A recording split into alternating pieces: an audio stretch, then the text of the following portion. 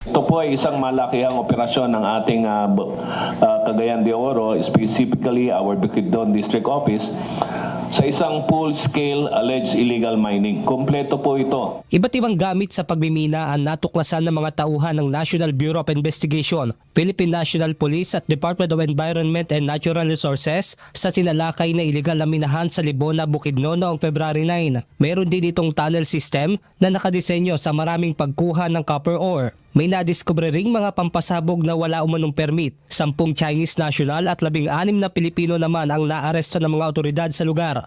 Ayon sa NBI, dati nang sinalakay ang illegal na minahan, ngunit muli umanong nakapag-ooperate matapos makapagpiyansa ang mga nahuli. Kasunod ng operasyon, sisiguruhin na rin ng ahensya na hindi na muling makakapag-operate ang illegal na minahan. Yan ang ating susuriin pa sa mga darating na araw, no? Dahil alam naman natin may mga wastage products to na maaring makaapekto sa kalusugan ng ating mga kababayan na malapit ang tinitirahan doon o ang pinanggagalingan ng kanilang kabuhayan. Yang pong minahan na inyong nakikita, ang lahat po ng facilities dito ay dinidismantle na po ng ating mga operatiba, contrary to what was done in previous operations noong mga nagdaang taon. Kaya ginagawa po ito ng NBI para masigurong hindi na mauulit at hindi na magagamit yung mga gamit para sa pagmimina ng illegal.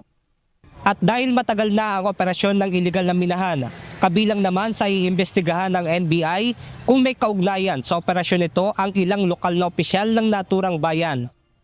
We have discovered that medyo matagal na yung kanilang operation. Apart from that, there were previous operations conducted already in the area.